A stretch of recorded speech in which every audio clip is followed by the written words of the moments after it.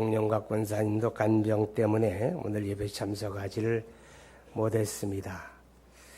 이제 그 자녀들이 교회 안에 또 대를 이어서 잘 일꾼으로 성장해가는 그런 모습이 참 감사하고요. 이분들이 35년 동안에 하나님 앞에 어떤 일을 했을까 생각해 보면 하신 일이 참 많이 있지만 화평케 하는 역할을 하셨구나 그런 생각을 하게 됩니다. 가장 소중한 일이 바로 화평케 하는 일인데 오늘 우리 사회를 보게 되면 너무 갈등의 골이 깊어요. 가장 행복해야 될 가정이 갈등 때문에 행복이 깨어지고 가정이 흔들리는 그런 경우도 많이 보게 됩니다. 또 요즘에 보게 되면 가장 또 건강해야 될 하나님의 교회가 이 사람들의 갈등 때문에 교회들마다 분쟁하고 원수처럼 싸우고 그런 모습을 또 접할 때 참 마음이 안타깝습니다. 나라도 마찬가지입니다. 조그만 일만 있으면 서로 물고 뜯고 네 편 내 편 나누고 요즘에 태국이 동남아시아 가운데 가장 경제적으로 잘 나가던 그런 나라였는데 그 나라가 지금 경기가 곤두박질을 하고 어렵다고 그래요. 뭐냐면 그 정쟁이 길어지면서 네 편 내 편 나누어서 계속 데모하고 정권 투쟁하고 정쟁이 길어지면서 태국에 투자하던 투자자들이 지금 저 미얀마, 베트남 이쪽으로 많이 옮겨가면서 그 경기가 아주 어려워지고 나라를 떠받치고 있던 그 관광 수입이라고 하는 게 큰 나라인데 그게 엄청 줄어들었다고 그래요. 갈등이 있으면 복된 일이 없습니다. 아멘. 그런데 이제 많은 사람들 가운데 갈등의 핵심에 서 있는 사람들이 있을 수가 있어요. 가정이나 직장, 교회, 사회에서. 그 사람들은 스스로 생각하기를 내가 그래도 정신적으로 좀 앞서 있는 사람이다. 문제의식이 있는 사람이다. 남이 보지 못하는 거 내가 보기 때문에 내가 앞장선다. 그런 생각이에요. 정말 그럴까요? 아니에요. 모든 갈등 속에는 마귀의 역사가 있습니다. 하나님의 성령의 역사는 화평한 역사입니다.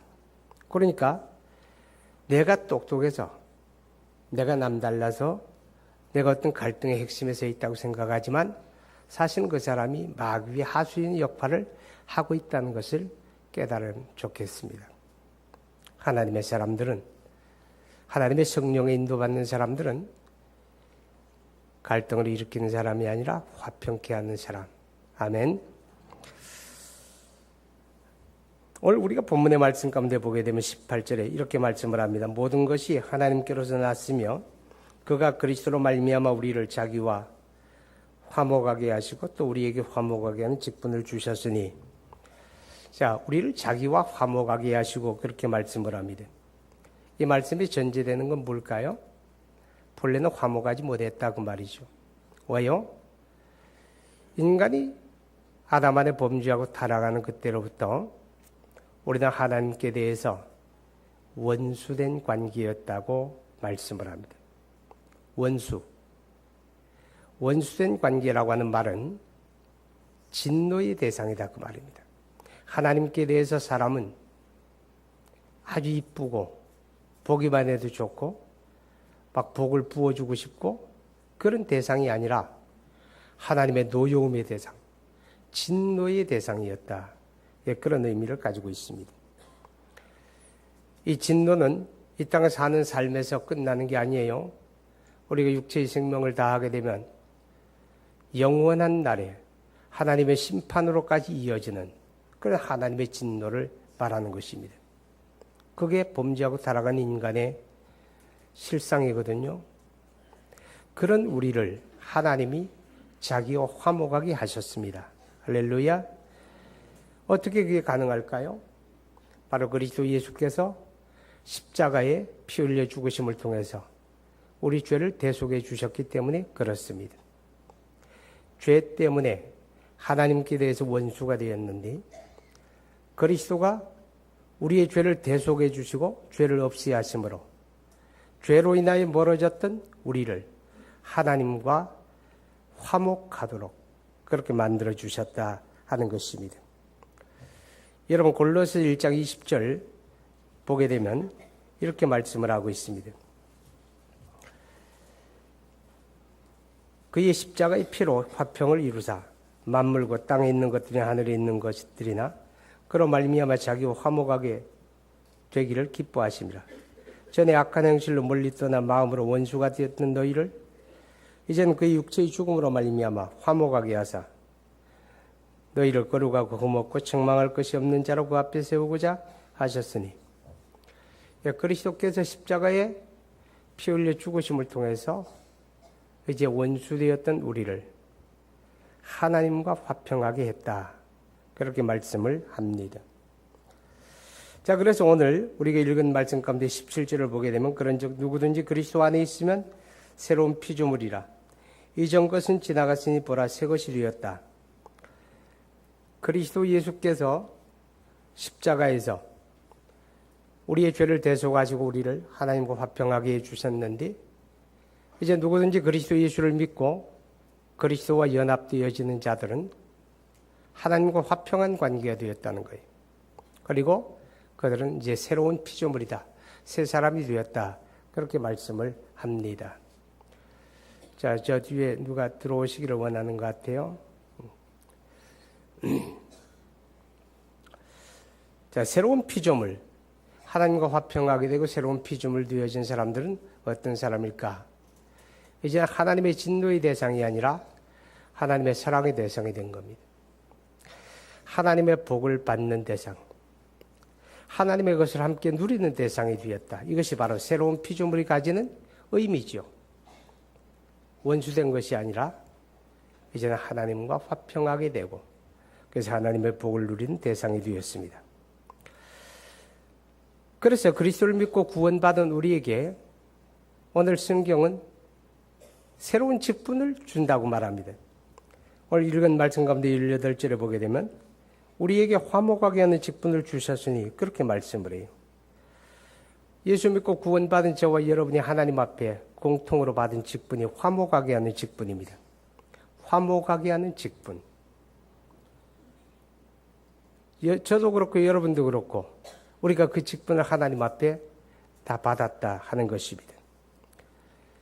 우리 교회가 화평교회입니다. 화평교회라고 하는 이름은 그 교회가 지향하는 방향이고 또 교회가 가지고 있는 어떤 목회적인 철학이 담긴 그런 이름이죠. 화평교회 무슨 뜻이에요?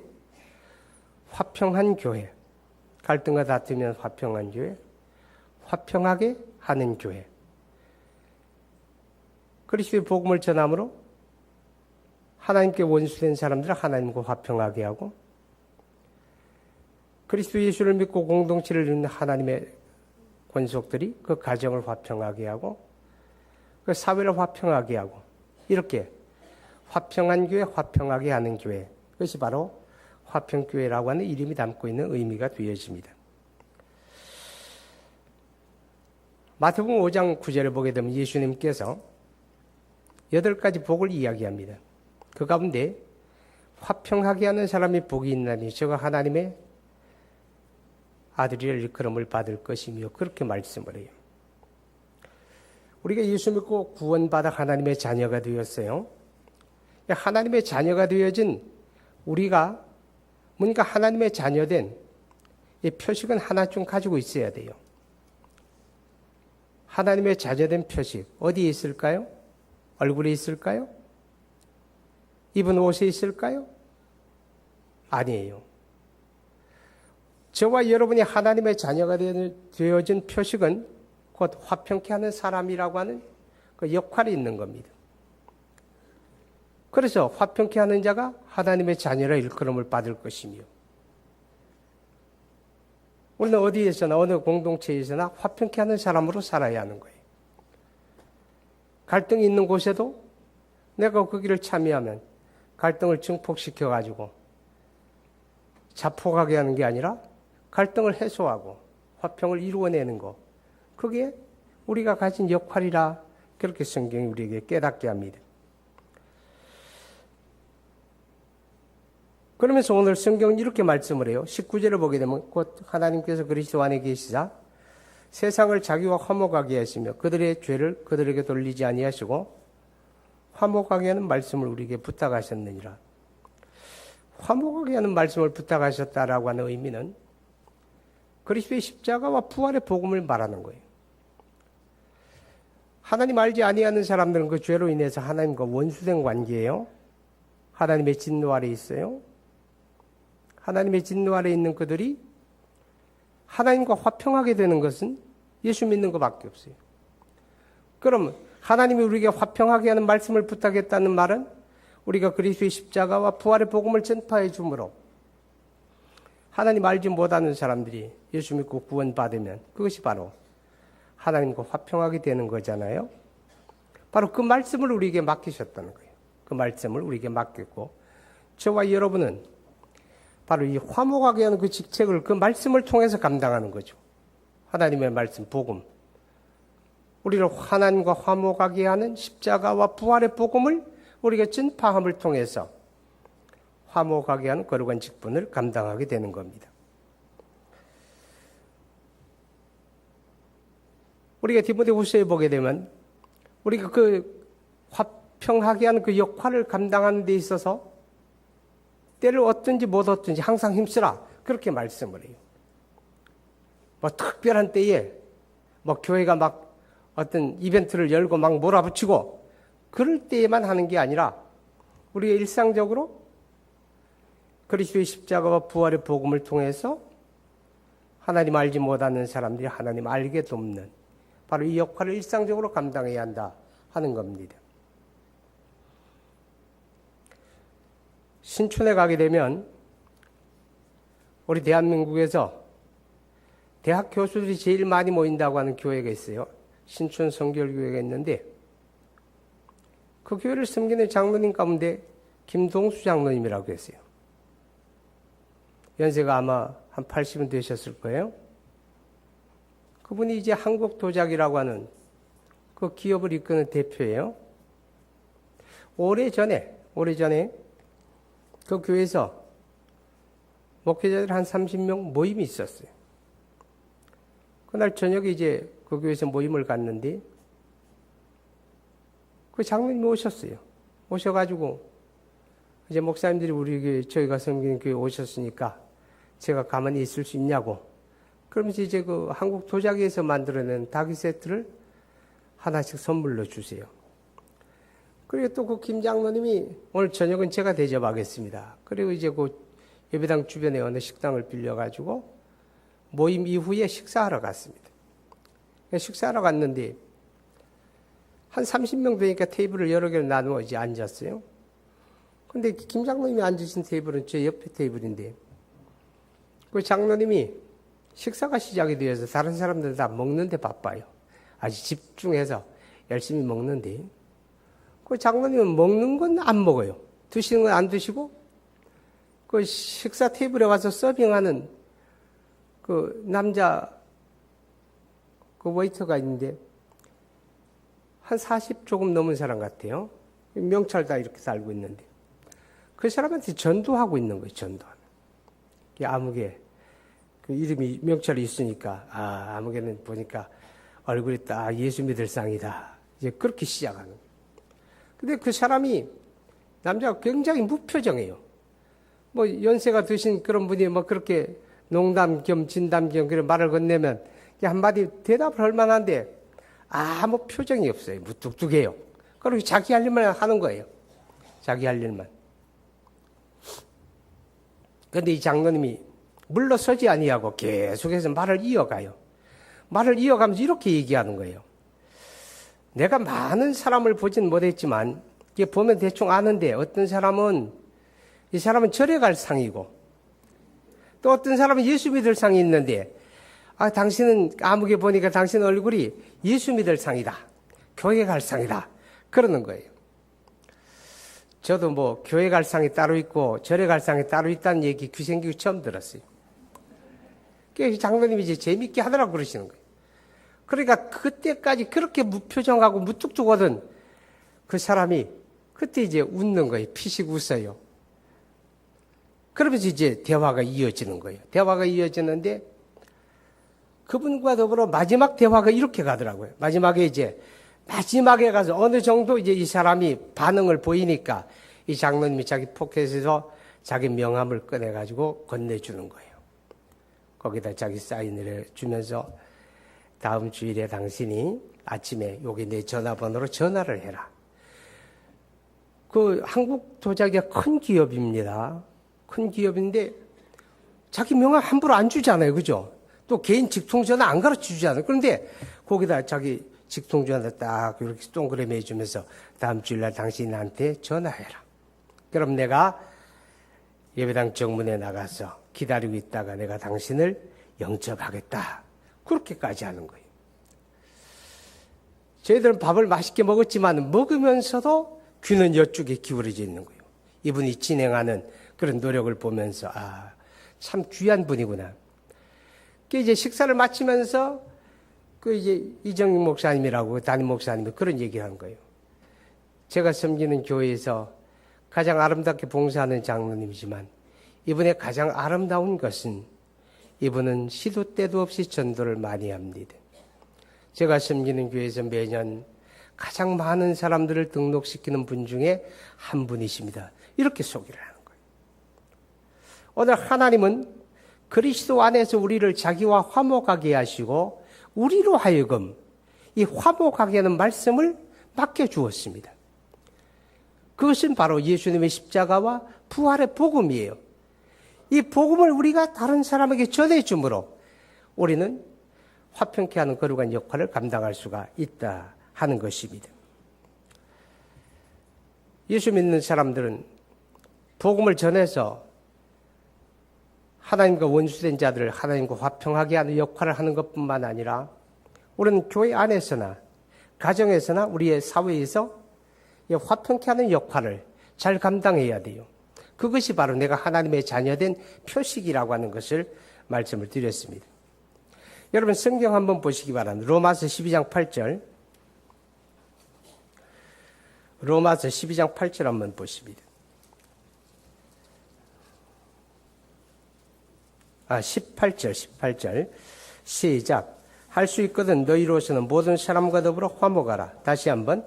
할 수 있거든 너희로서는 모든 사람과 더불어 화목하라.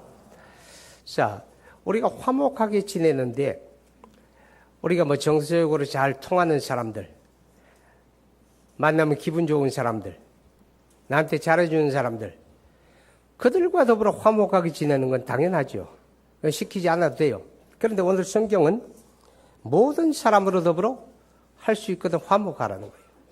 이 모든 사람 속에는 아주 정서적으로 관계가 나쁜 사람들도 있는 거예요. 안 보면 좋을 사람들도 있는 거예요. 그래도 화평하게 지내라 그 말이죠. 화평하게 지내라. 제가 이제 이사를 했는데 신동 아파트에서 8년 살았어요. 참 세월이 빨라요.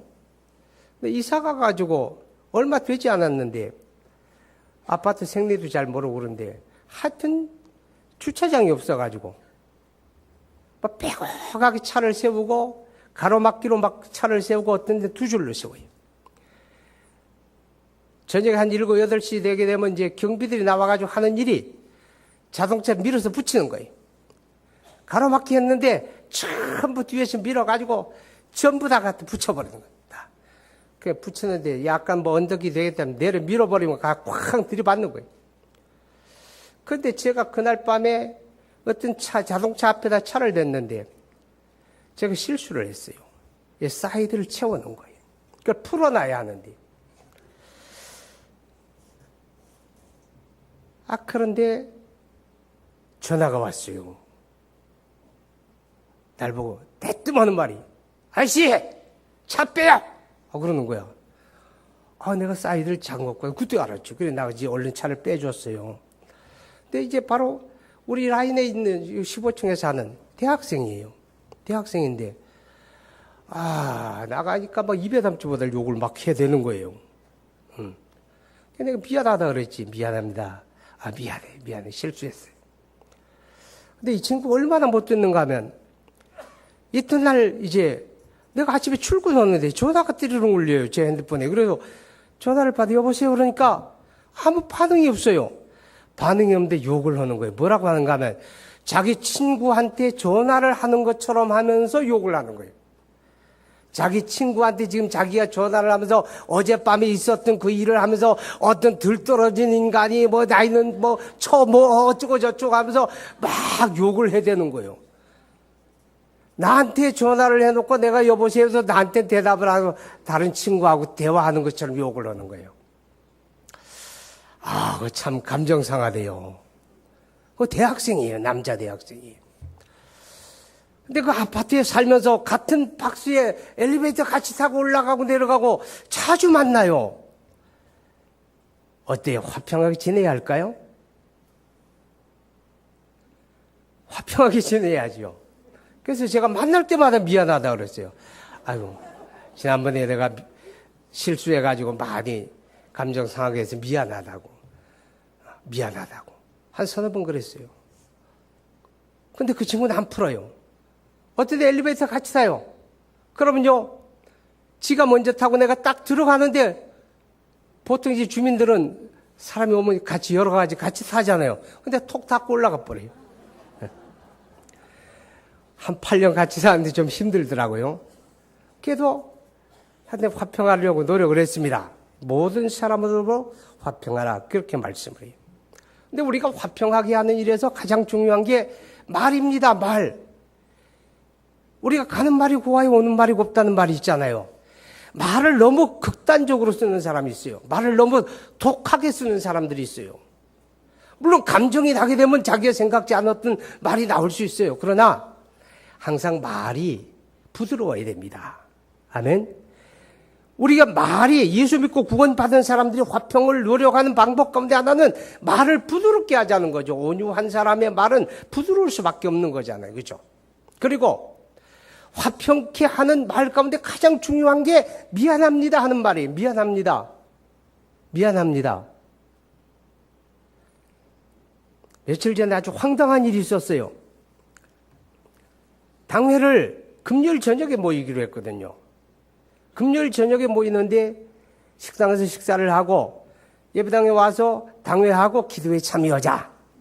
그렇게 하자고. 그래 이제 했는데 어제 어느 장로님이 식사를 사신다고 그래서 거기 어디 식당을 정해놨어요. 저녁 6시 반에 밥 먹기로 했는데 제가 한 5시 50분쯤에 집에서 금요일 날 나가면서 싹 잊어버린 거예요. 집으로 갔잖아요.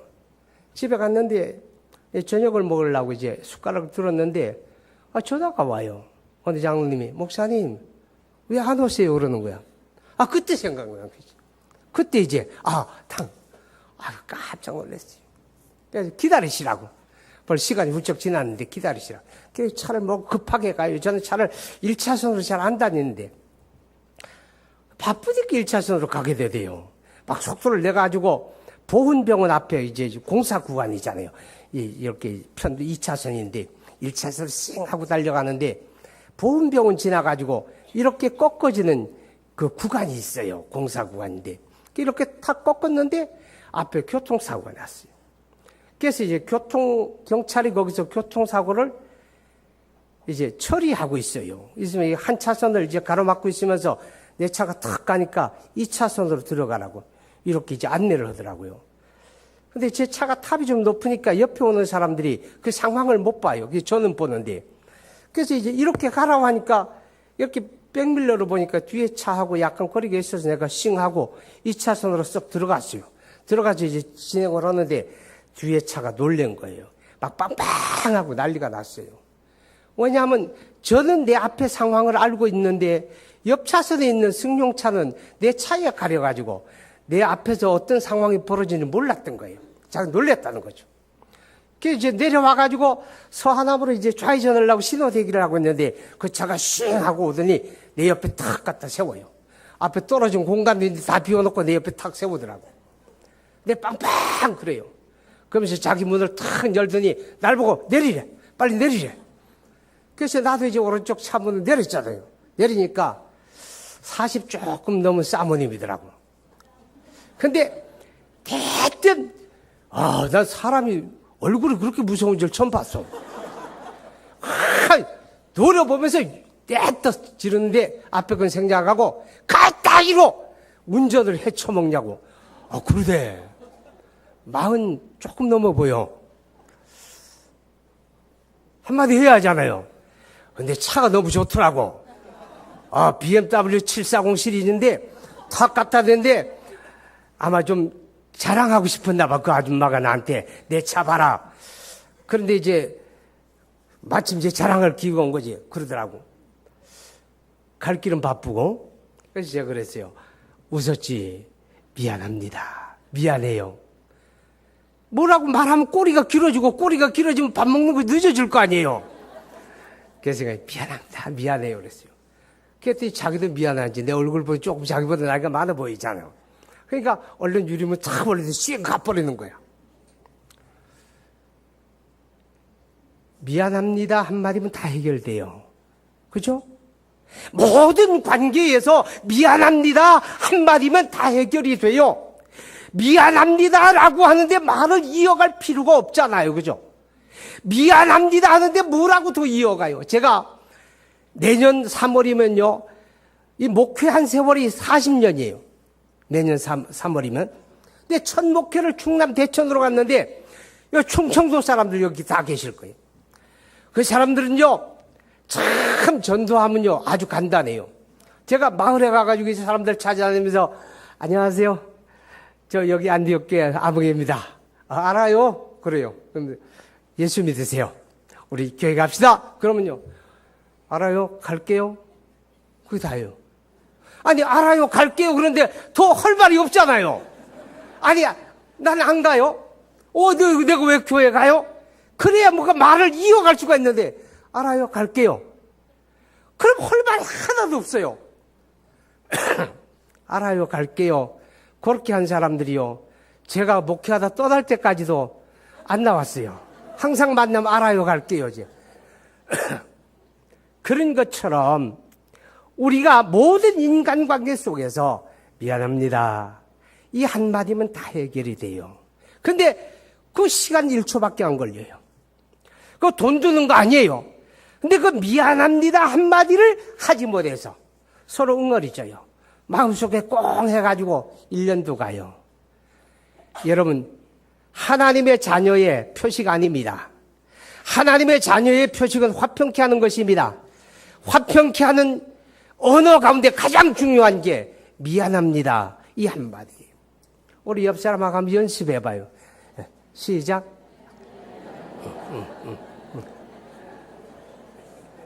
전라도 표현으로 하면 쉽죠.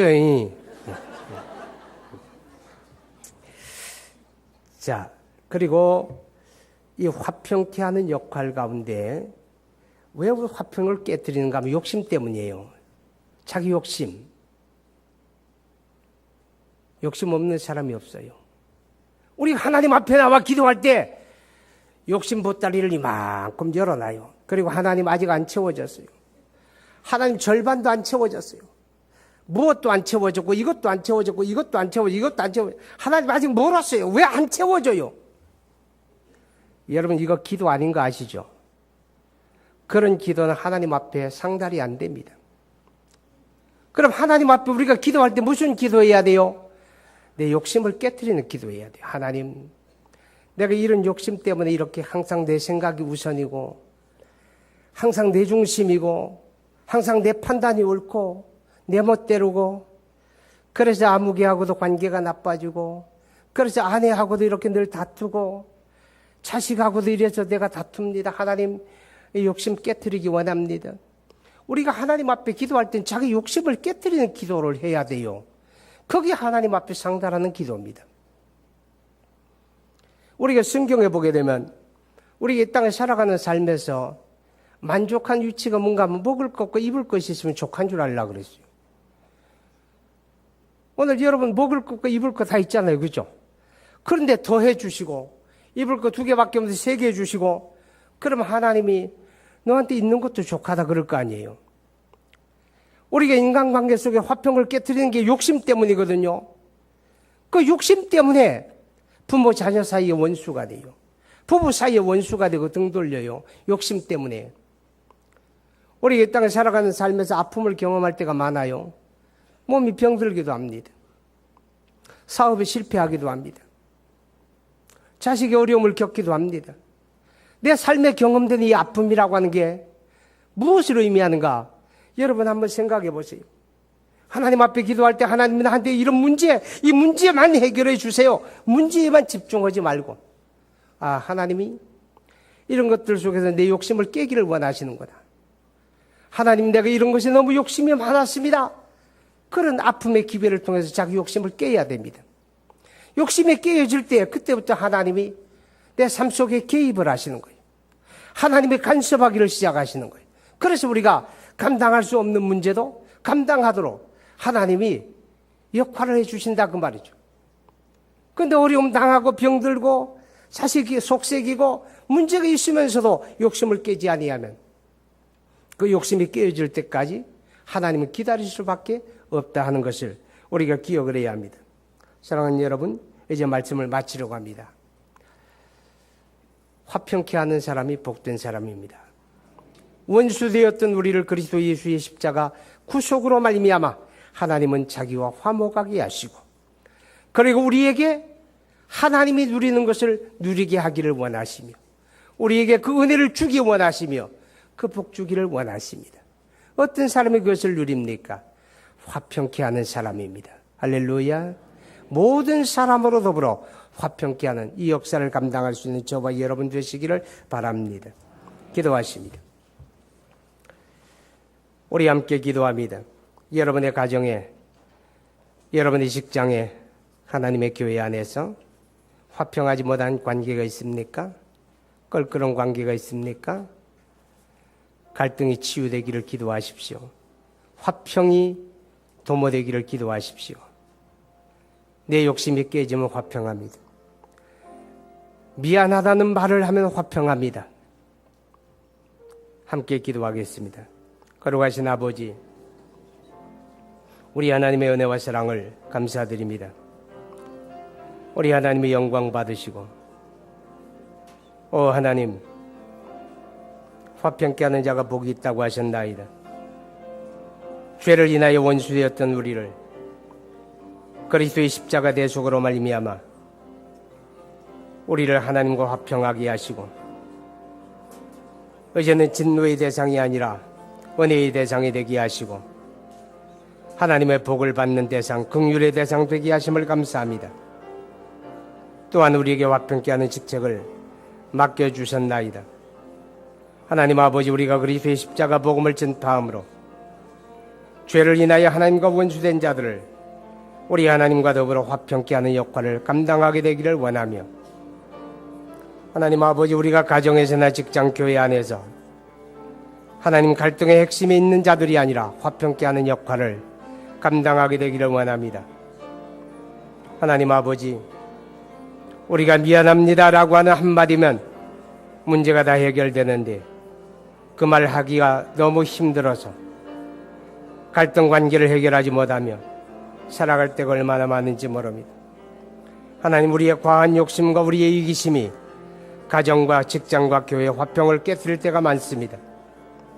하나님, 우리의 욕심을 내려놓게 하시고 우리 욕심이 주의 은혜 가운데 깨뜨림을 당하고 내 욕심이 깨어짐으로 내가 보지 못하던 것을 볼 수가 있게 되고 내 욕심이 깨어짐으로 듣지 못하던 것을 들을 수 있게 되기를 원합니다. 그래서 우리가 하나님의 자녀로서 화평케 하는 거룩한 직책과 거룩한 역할을 잘 감당하는, 그래서 하나님의 거룩한 은혜를 누리는 하나님의 권속들 되게 하여 주옵소서. 예수님 이름으로 기도하옵나이다. 아멘.